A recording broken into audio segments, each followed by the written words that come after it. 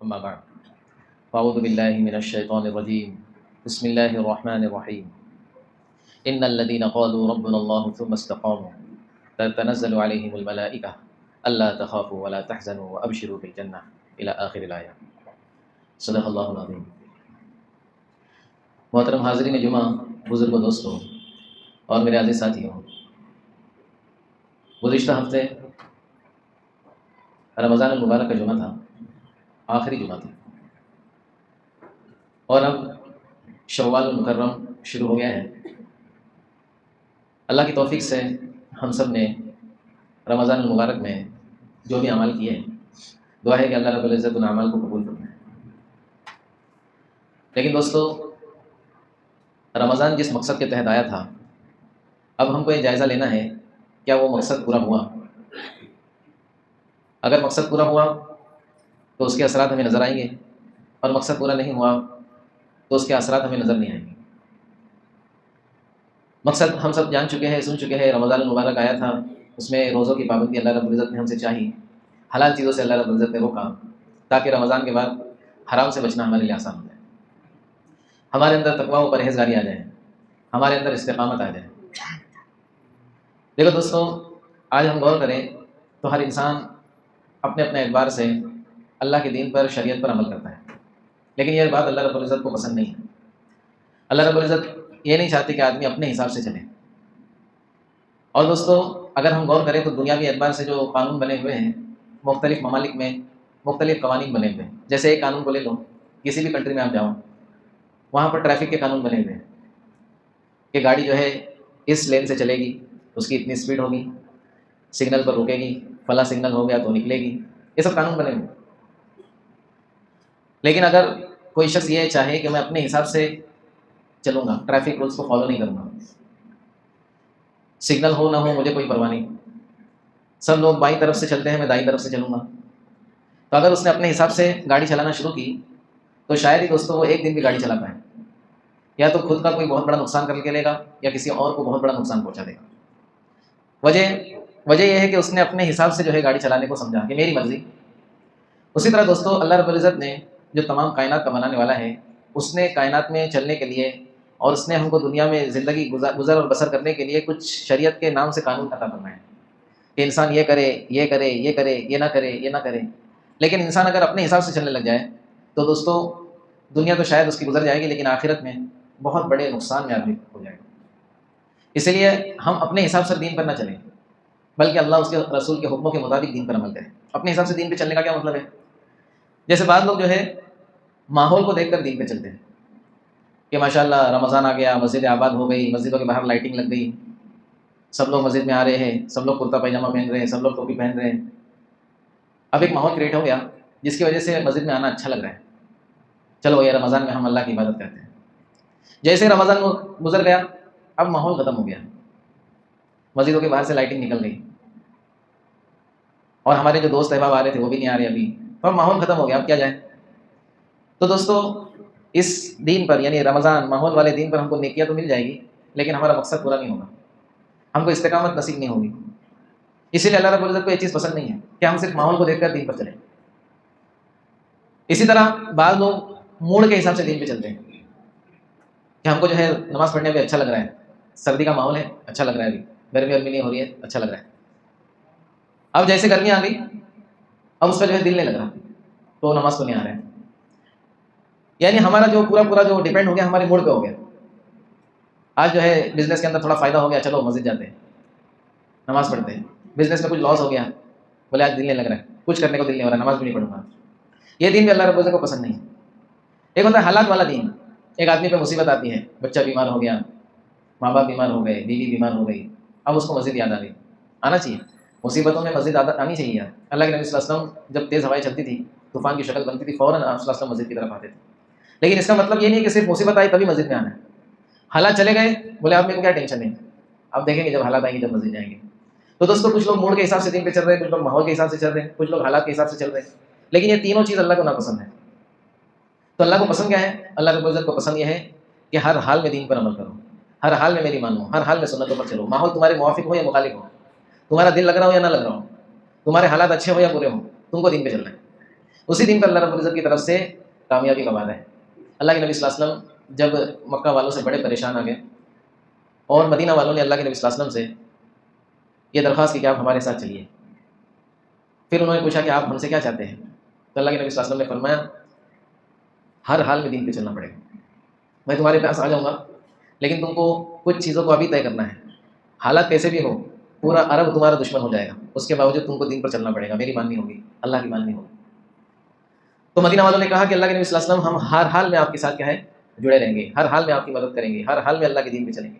اسی لیے دوستوں مدینہ والوں کے ساتھ اللہ رب العزت کا کیا معاملہ ہوا کہ اللہ رب العزت نے قیامت تک کے لیے اپنے نبی کو جو مکہ میں پیدا ہوئے تھے ہمیشہ ہمیشہ کے لیے مدینہ میں آپ صلی اللہ علیہ وسلم کو اللہ رب العزت نے رکھ دیا کہ آپ مدینہ میں رہیں گے۔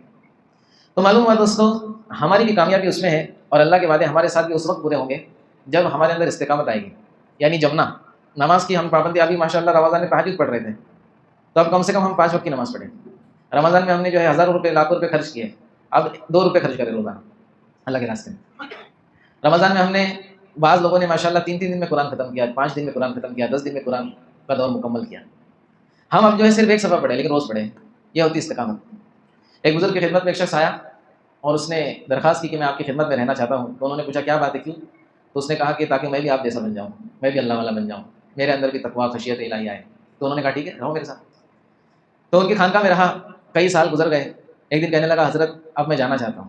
بولے اچھی بات ہے جا سکتے ہو، لیکن ایک بات تو بتاؤ کہ کیوں جانا چاہتے ہیں، کچھ وجہ؟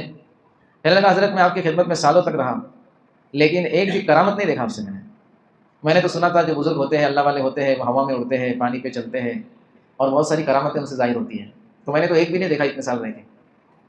تو دبے الفاظ میں اس نے کہا شاید آپ بزرگ نہیں ہیں اس کے لیے ابھی مجھے کسی اور جگہ پہ جانا پڑے گا۔ تو انہوں نے کہا اچھی بات ہے لیکن ایک بات کا مجھ کو جواب دے دینا۔ تو اس نے کہا کیا؟ بزرگ نے کہا کہ کبھی مجھے تو نے خلاف سنت عمل کرتے ہوئے دیکھا ہے کہ میں نے ایسا کوئی بھی عمل کیا ہو جو سنت کے خلاف ہو؟ بولے نہیں۔ کبھی بھی تو نے اللہ کا حکم مجھ سے ٹوٹتا ہوا دیکھا ہے؟ بولے نہیں۔ تو فرمایا اس سے بڑی کیا کرامت تجھے دیکھنی ہے؟ اس سے بڑی کرامت کیا ہو سکتی ہے؟ ایک آدمی جو ہے ہوا میں اڑ کے دکھائے اور نماز کا پابند نہ ہو تو اس کی کرامت تھوڑی ہے، تو پھر شعبدہ بازی ہو جائے گی، جادو ہو جائے گا۔ ایک آدمی جو ہے بڑی بڑی چیزیں دکھا رہا ہے، کرتب دکھا رہا ہے، چمتکار دکھا رہا ہے، لیکن وہ پاکی اور ناپاکی کا مسئلہ ہی نہیں معلوم اس کو، تو یہ کون سا بزرگ ہو گیا؟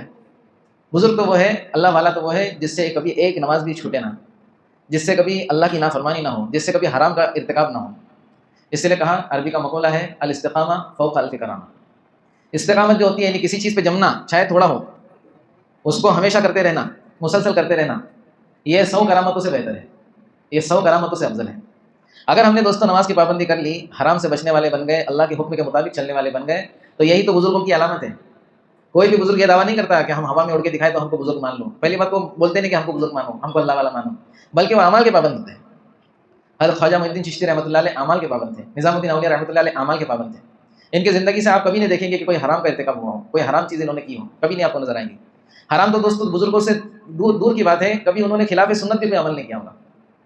بزرگ آدمی کیسے بنتا ہے کہ تکبیر اولیٰ کا اہتمام، کہ جو ہے تکبیر اولیٰ کے ساتھ تمام نمازیں پڑھنے والا شخص، تہجد کا اہتمام کرنے والا، اشراق کا اہتمام کرنے والا، چاش کا اہتمام کرنے والا، اوابین کا اہتمام کرنے والا، اپنی زبان سے کبھی کسی کو تکلیف نہ پہنچائے۔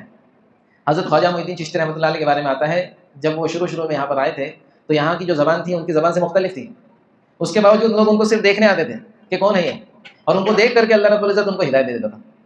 تو اگر ہماری زندگی میں عمل ہوگا دوستوں، ہماری زبان بھی بند ہوگی، ہماری زبان کس کو سمجھ میں نہیں آئیں گی، اللہ ہمارے چہرے سے اس کو ہدایت دے دے گا، ہمارے اعمال سے اس کو ہدایت دے دے گا، کیونکہ ہمارا جو چہرہ ہے، ہمارے جو اعمال ہیں ہمارے نہیں ہیں، ہمارے نبی کے ہیں۔ ہمارے نبی کو دیکھ کر، ہمارے نبی کے اعمال کو دیکھ کر بھی دوستوں مشرکین اسی طرح اللہ کی طرف متوجہ ہوتے تھے۔ قیامت تک جو بھی ہمارے نبی کے مطابق زندگی گزارے گا اللہ رب العزت اس کے ذریعے سے لوگوں کو ہدایت دے گا۔ تو یہ بات ذہن میں رکھ لے دوستوں، ہم جو ہے رمضانی مسلمان نہیں ہیں کہ صرف رمضان آیا تو مسلمان بن گئے۔ ہم دوستوں اللہ رب العزت نے قرآن مجید میں فرمایا وَاعْبُدْ رَبَّكَ حَتَّىٰ يَأْتِيَكَ الْيَقِينُ، اپنے رب کی عبادت کر یہاں تک کہ تجھ کو موت آ جائے۔ حَتَّىٰ يَأْتِيَكَ الْيَقِينُ، یہاں پر یقین کا لفظ ہے، مراد موت ہے، کہ یقینی چیز جو موت ہی ہے، موت یقینی چیز ہے، اس میں کوئی اختلاف نہیں ہے۔ ہم اگرچہ موت کے نام سے ڈرتے ہو، ہم کو موت کا نام اچھا نہ لگتا ہو، اس کے باوجود موت تو آنی ہے۔ اللہ رب العزت نے فرمایا کہ تم جس موت سے بھاگتے ہو، اے نبی آپ کہہ دیجئے کہ تم جس موت سے بھاگتے ہو یہ تم کو آ کر رہے گی، اس میں کوئی شک؟ دیکھو دنیا میں نا دوستوں ہر لائن میں اختلاف ہوتا ہے، جیسے میڈیسن دوائیوں کی لائن میں اختلاف ہے۔ بعض لوگ کہتے ہیں کہ یہ جو ایلوپیتھی کی دوا ہے یہ جو کوئی فائدہ وادہ نہیں ہے اس کا، آیورویدک استعمال کرنا چاہیے۔ ایلوپیتھی والے بولتے ہیں آیورویدک کا کوئی فائدہ نہیں ہے، ہومیوپیتھی استعمال کرنا چاہیے، ہومیوپیتھی والے بولتے ہیں یہ جو ہے صحیح نہیں ہے، فلاں استعمال کرنا چاہیے۔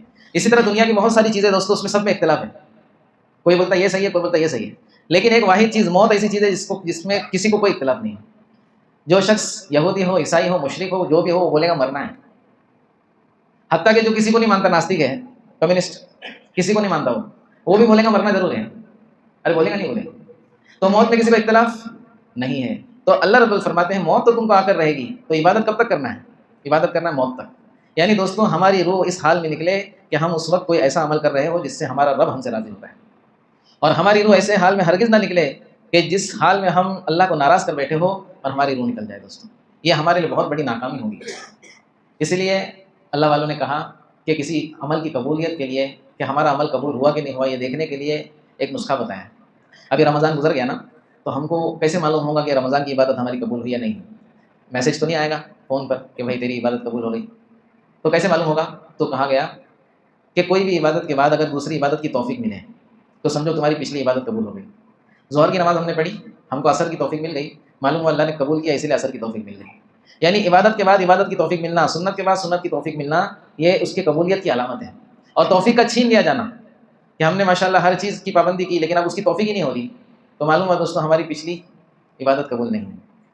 اس لیے ہم اس بات کی فکر کریں کہ اللہ رب العزت نے ہم کو جو توفیق دی، جو ہدایت دی ہے، اس سے فائدہ اٹھائے، اللہ سے مانگے، اللہ کے سامنے گڑ گڑائے، اور اس بات کی فکر کرے کہ اللہ کہیں مجھ سے توفیق کو چھین نہ لے۔ جو بھی ہم نے کیا رمضان کے اندر یہ اللہ کی توفیق سے کیا، اب اسے چھینے کا کب اللہ؟ جب ہم اس کی ناقدری کریں گے۔ اسی لیے دوستوں چاہے ہمارے سستی والا موڈ ہو، چاہے جو بھی مسئلہ ماحول سمجھ میں نہیں آ رہا ہو، کوئی حالات نہ ہو، ہم ایک دم مزے میں ہوں، اس کے باوجود مسجد کا ہم کو ہے نا، مسجد کو التزام کرنا ہے، مسجد کو جو پکڑ کے رکھنا ہے۔ اللہ کے نبی نے فرمایا مسجد مومن کے لیے ایسی ہے جیسے مچھلی کے لیے پانی ہوتا ہے، بغیر پانی کے مچھلی زندہ نہیں رہ سکتی، مومن بھی بغیر مسجد کے ماحول کے اپنے ایمان پر ثابت قدم نہیں رہ سکتا۔ تو کریں گے اس کی فکر انشاءاللہ۔ اللہ رب العزت ہم سب کو بہن سننے پر عمل کی توفیق دے گا۔ اعلان تھا